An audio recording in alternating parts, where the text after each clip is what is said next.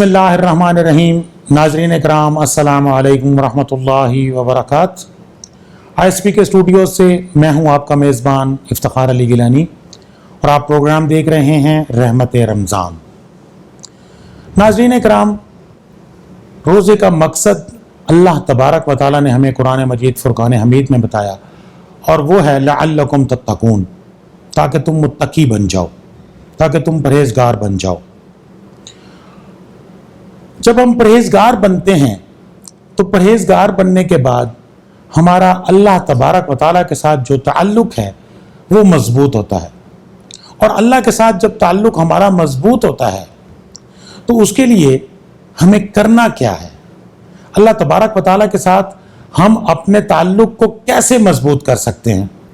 अल्लाह तबारक व तआला के साथ जो हमारा ताल्लुक़ है वो तक़वा की बुनियाद पर है।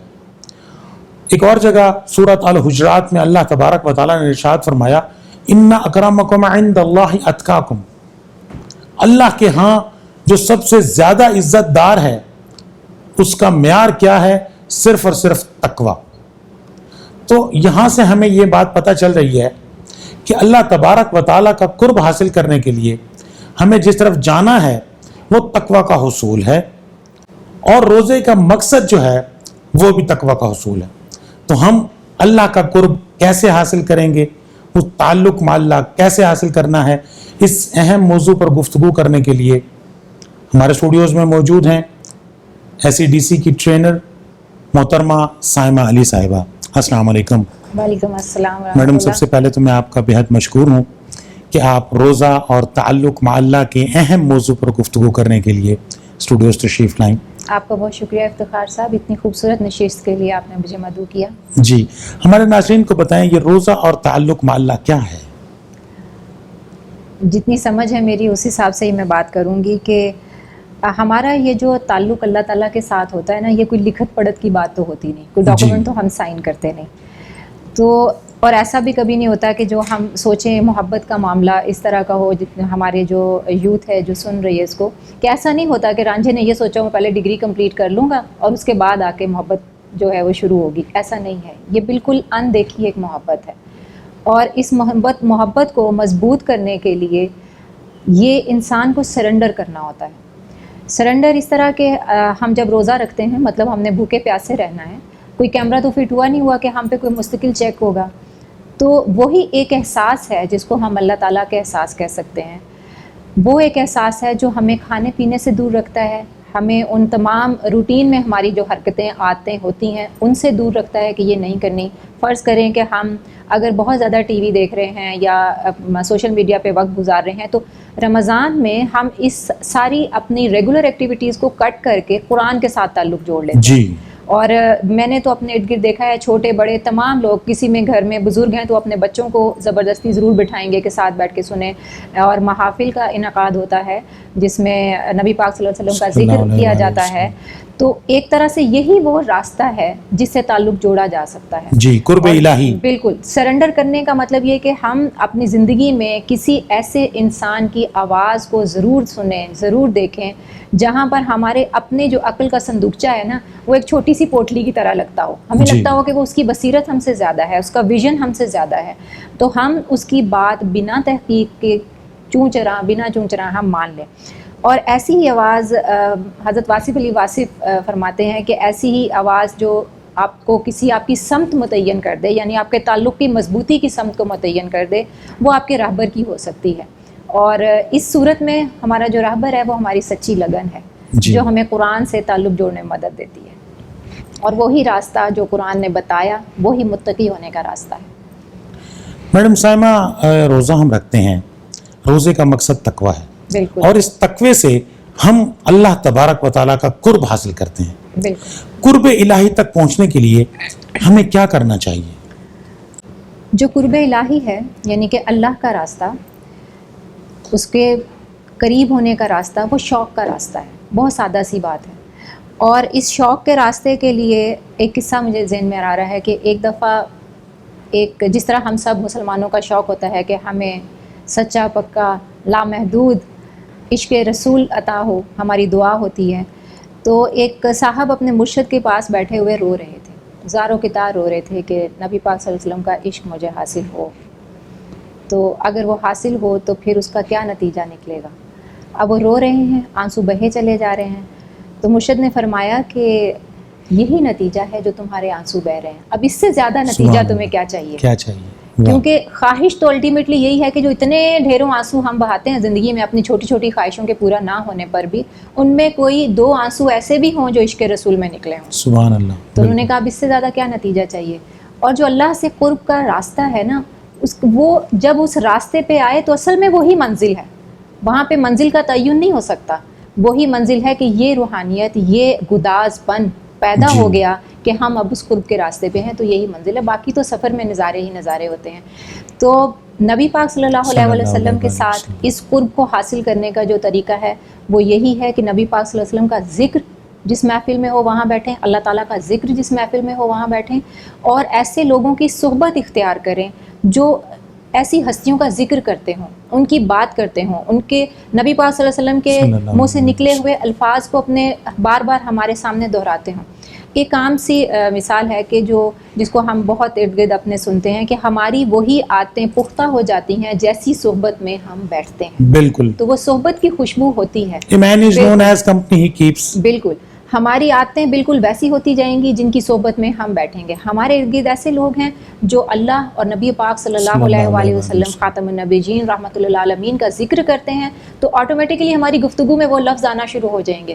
اور جب ہم ان کی بتائی ہوئی چیزوں پر عمل کرنا شروع ہو جائیں گے، جس کا موقع ہمیں ملتا ہے رمضان میں، پورے کا پورا ٹریننگ سیشن ہوتا ہے پورے کا پورا 30 ڈیز کا یا 29 ڈیز کا، جس کو ہم سائنٹیفکلی کہتے ہیں کہ مائنڈ سائنسز کے لوگ کہتے ہیں کہ کسی ایک عادت کو پختہ کرنے کے لیے 21 دن درکار ہیں. جی. تو آپ یہ دیکھیں وہ 21 سے اوپر بھی ایک ہفتہ ملتا ہے مزید پکے ہونے کے لیے.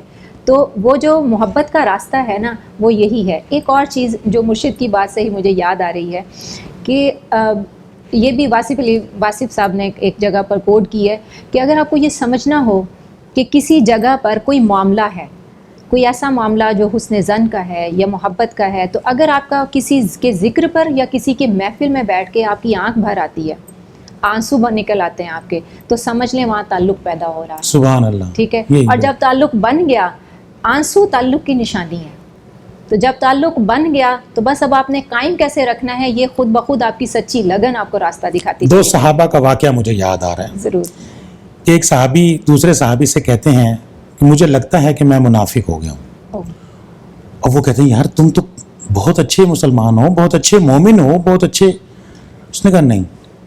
اس نے کہا میں منافق ہوں. انہوں نے کیسے؟ انہوں نے کہا میں جب نبی کریم صلی اللہ علیہ وآلہ وسلم کی محفل میں بیٹھتا ہوں تو میرے ایمان کی کیفیت کچھ اور ہوتی ہے. بالکل. جب میں گھر جاتا ہوں تو میرے ایمان کی کیفیت کچھ اور ہوتی ہے. صحیح. جب میں بازار میں جاتا ہوں تو میرے ایمان کی کیفیت کچھ اور ہوتی ہے. صحیح. تو مجھے لگتا ہے کہ میں منافق ہو گیا ہوں. تو حضرت ابو بکر صدیق رضی اللہ تعالیٰ عنہ نے فرمایا کہا وہ تو میرے ساتھ بھی ایسے ہوتا ہے، تو کیا میں بھی منافق ہو گیا ہوں؟ صحیح. اللہ کے نبی سے پوچھتے ہیں.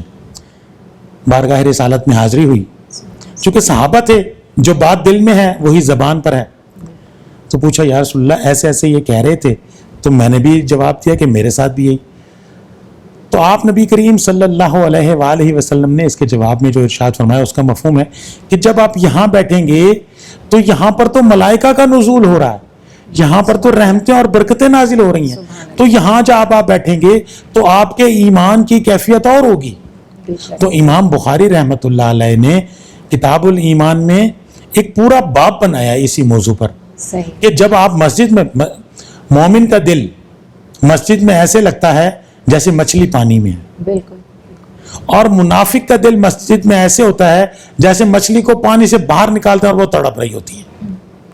تو یہ جو آپ نے بات کی، آپ ہی کی بات کو سیکنڈ کرتے ہوئے کہ ہماری شریعت میں یہ جو ایمان کی کیفیت ہے، بالکل. یہ جب ہم مسجد میں بیٹھے ہوں گے، جب دیکھیں نا آج کل جیسے رمضان المبارک کا بابرکت مہینہ ہے، ہم الحمدللہ ہم روزے رکھ رہے ہیں. تو اب جب ہم روزے کی حالت میں ہیں ہمارے ایمان کی کیفیت کچھ اور ہے. بالکل. ہم دیکھیں، آپ آج کل دیکھتے ہیں کہ مساجد میں کتنی رونق ہے کہ جناب آخری صف تک جو ہے وہ نمازی جو مقتدی موجود ہیں، اور کافی دیر تک، یعنی رمضان المبارک کے اوقات میں تقریباً 24 گھنٹے ہم دیکھتے ہیں کہ مساجد جو ہیں وہ کھلی ہیں, لوگ جناب اس میں نماز تراویح بھی پڑھ رہے ہیں, اس میں قرآن مجید کی تلاوت بھی کر رہے ہیں. محترمہ سائمہ علی صاحبہ, پروگرام کے آخر میں آپ سے درخواست کروں گا کہ ہمارے ناظرین کو کوئی میسیج دینا چاہیں آپ. میسیج ایسا ہے کہ ضروری نہیں ہوتا کہ ہر کسی پر نصیحت اثر کرے. کبھی کبھی ایسا بھی ہوتا ہے کہ ہمیں کسی پروسیس سے گزارا جاتا ہے تاکہ ہم صحیح طریقے سے سیکھ سکیں, اور جس راہ کی ہم بات کر رہے ہیں وہاں فاصلے کوئی اہمیت نہیں رکھتے. اگر ایسا ہوتا تو حضرت مولانا روم بہت وقت پہلے آئے اور علامہ اقبال بہت وقت بعد میں, لیکن انہوں نے ان کو اپنا روحانی استاد مانا. اور اسی طرح کسی ایک ہی جگہ پر رہتے ہوئے بھی ضروری نہیں ہے کہ جو پروسیس ہو رہا ہے وہ سب کے لیے سیم ریزلٹس پہ آئے.